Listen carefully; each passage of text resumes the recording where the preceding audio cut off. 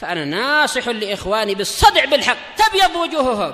السكوت في مسألة الحزبية يضرها، فاصدع بما تؤمر وأعرض عن المشركين. سلامي على دماج ورجالها والشيخ يحيى ودار العلم يا سعد بانيها. Bismillahirrahmanirrahim. Kita lanjutkan pembahasan dari Syarah Sahih Bukhari. Qala rahimahullah al-babu as-sani wa tis'un. Bab yang ke-92. As-sholatu babu sholati ilal hirbah. Salat ke arah tombak pendek. Menunjukkan disyariatkan salat menghala menghadap ke tombak pendek.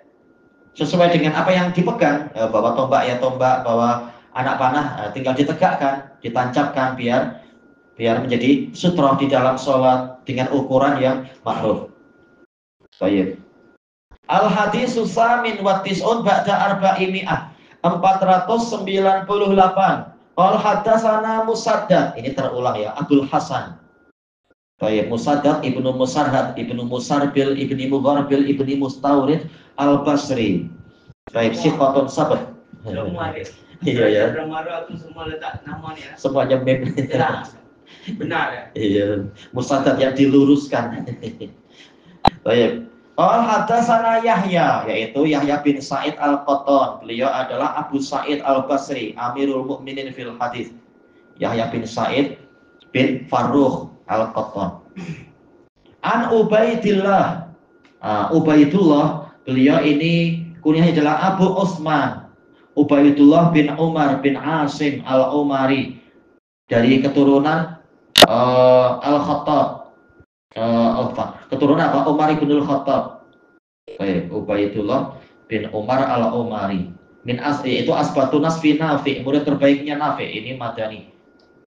Kemudian kalau akhbarani Nafi, Nafi Abu Abdillah Al-Madani, siqatun sabtun imam faqih. Asbatun nasfi Abdillah an Abdillah, yaitu Abu Abdurrahman Abdullah bin Umar bin Al-Khattab Al-Adawi, termasuk sahabat yang paling banyak meriwayatkan hadis. Anna Rasulullah sallallahu alaihi wasallam kana yurkazu lahul hirbah, bahwasanya Rasulullah sallallahu alaihi wasallam sering ditancapkan ditancapkan untuk beliau hirbah, tombak yang pendek. Fayusalli ilaiha, kemudian beliau salat menghadap ke tombak tadi sebagai sutra. Disebutkan ini yurkazu, yaitu bukan beliau yang menancapkan, tetapi sebagian sahabat menunjukkan disunnahkannya untuk berkhidmat kepada Rasulullah, dan para sahabat suka itu. Makanya sebagian pensyarah mengatakan ini dalil dianjurkan untuk berkhidmat kepada gurunya dan seterusnya. Ini turkazu. Apa? Turkazu. Karena turkazu. Itu lebih baik. Cuma di sini yurkazu nggak masalah. Jelas lebih baik memang karena mu'annas ya pakai ta ya. Cuma ini mu'annasnya mu'annas maknawi sehingga boleh yurkazu. Yurkazu ini masih lagi mati ya.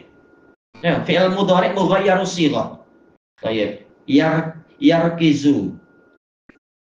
Baik, jadi yurkazu fi'il madhi mughayyaru shighah. Jadi al-hirbah sebagai naibul fa'il. Yurkazu ini majhul. Iya, majhul apa itu? Lam yusama fa'iluh. Pelakunya tidak disebut. Iya, fi'il mudhari' mughayyaru shighah lil majhul.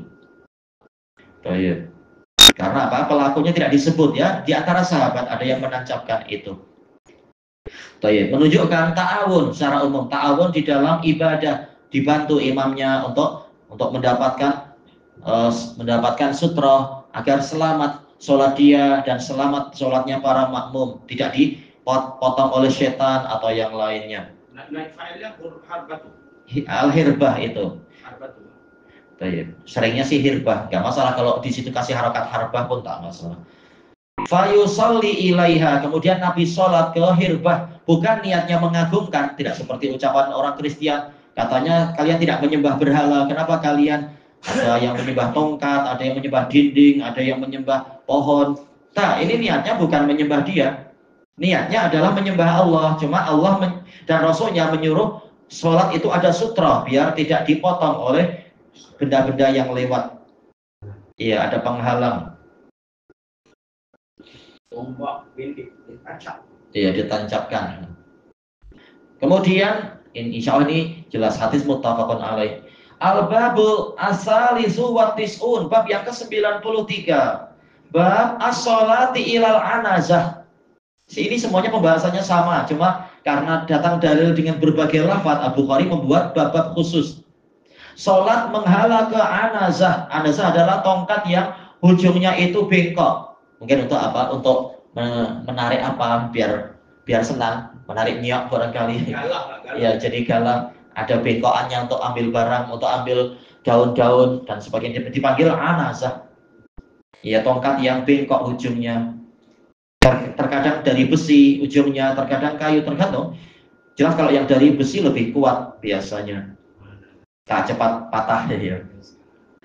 Tayyibah al-haditsu tasi' wa tis'un ba'da arba'imi'ah.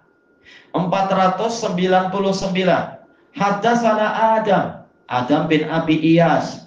Beliau adalah Abul Hasan juga. Tadi Musaddad Abul Hasan, ini Adam juga Abul Hasan. Namanya Adam bin Abdurrahman. Abu Iyas namanya Abdurrahman. Al-Asqalani Al-Khurasani. Asqalan, Khurasan. Siqah. Adam itu guru besar. Iya, kasirul hadis, artinya banyak. Dia pun mengajar, alakah pengajarannya? Jelas. Biasanya macam itu. Imam Bukhari hanya memilih rawi-rawi yang populer, yang siqah dan semacam itu, agar lebih selamat hadisnya. Qala haddatsana Syu'bah. Baik, Syu'bah ma'ruf ya, Syu'bah Ibnul Hajjaj Abu Bistam As-Sadusi Al-Wasiti Al-Basri, dari Basrah, Amirul Mukminin fil hadis, abid, ahli ibadah. Qala haddatsana Aun ibnu Abi Juhaifah. Tidak disebutkan kunyahnya di dalam Tahdhibut Tahdhib. Aun bin Abi Juhaifah, yaitu Aun bin Wahab bin Abdillah Al-Kufi. Ini tabi'i, siqah. Kalau sami'tu abi, saya mendengar ayah saya, yaitu Wahab bin Abdillah Al-Kufi. Ini sahabat Nabi. Qal kharaja alaina Rasulullah sallallahu alaihi wasallam bil hajirah. Rasulullah sallallahu alaihi wasallam keluar menemui kami di waktu tengah hari. Baknya sini Pak Dzarfiyah zamaniyah. Hajirah yaitu di tengah hari. Tatkala segala benda itu nampak jelas dipanggil hajir, kayaknya saking jelasnya ya, tengah hari biasanya. Fa'utiya biwudu, kemudian didatangkan kepada beliau alat berwudu yaitu air. Ini menunjukkan disunahkan untuk saling membantu. Tanpa Nabi meminta, para sahabat berlomba-lomba membantu beliau. Ada yang membawa sutra, ada yang membawa air dan sebagainya. Ini ta'awun baik. Sebagian pensyarah mengatakan ini menunjukkan disunahkan untuk berkhidmat kepada gurunya. Tentu yang baik-baik ya, bukan yang maksiat-maksiat. Fatawadda, kemudian Nabi berwudu. Ya, Nabi menerima hadiah, Nabi menerima khidmat, tidak menyombongkan diri. Oh, tak naklah, akhirnya sudah dipegang oleh engkau bukan bangsawan. Bukan macam itu. Fa shalla bina dzuhra wal asr. Kemudian Nabi sholat mengimami kami waktu zuhur dan asar.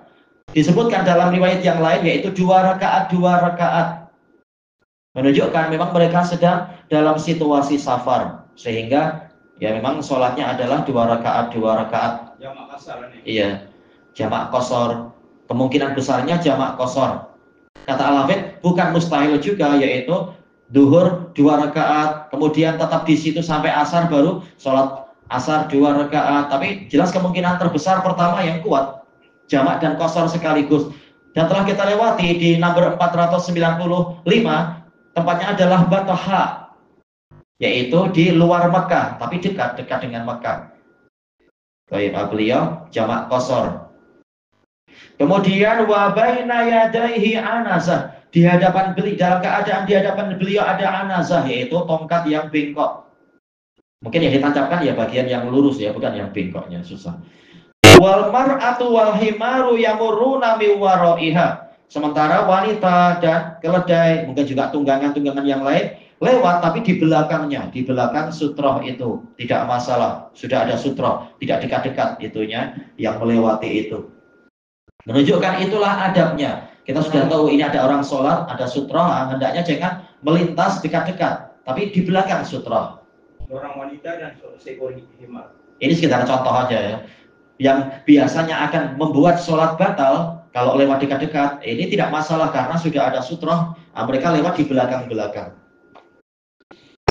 Mar'ah itu menunggangi himar lah. Tidak harus dan tidak dijelaskan, cuma sekedar begitu. Bukan mustahil, ini sekitar contoh. Yang lain juga ada yang lewat, mungkin ada kanak-kanak lah apa atau onta. Cuma ini sekitar contoh. Maknanya sahabat itu memang tak melihat masa sholat melihat depannya. Betul. Karena boleh untuk keperluan melihat ke depan. Yang penting jangan melihat ke atas atau kanan kiri, nanti rusak, boleh rusak sholatnya. Ini mar'ah dan himar ini lalu di luar anazahnya. Iya, harus di luar. Iya. Tapi Agak jauh. kalau lalu depan sahabat itu Kalau di soft pertama, kalau himar nggak apa, kalau perempuan bahaya. Masalah nanti. Dan insya Allah para sahabiat nggak akan macam itu. Tahu ini para lelaki ngapain sholat, ngapain lewat di depan orang sholat. itu tidak akan membatalkan kan? Kalau depan sahabat. Nggak membatalkan, cuma merusak kekhusyuan. Merusak kekhusyuan jelas bahaya sekali. Ini orang gila lah. Iya, jelas. Ya, orang yang tak paham. Nanti kena doa dalam sholat bahaya. Kalau yang paham ini dia tahu, hormat. Insya Allah wanita punya rasa malu, tak akan lewat dekat-dekat. Ini pun kemungkinan wanita ni pun dia tak ada cara lain melainkan jalan depan. Mungkin memang jalurnya di situ, jalan umum boleh jadi. Tak tahu di daerah Butah-Bataha waktu itu gimana boleh jadi. Wallahu a'lam. Karena mereka hendak masuk ke Mekah. Baik. Subhanakallahumma wa bihamdika la ilaha illa anta astaghfiruka wa atubu ilaik. Alhamdulillahirabbil alamin. Jazakumullahu khairan.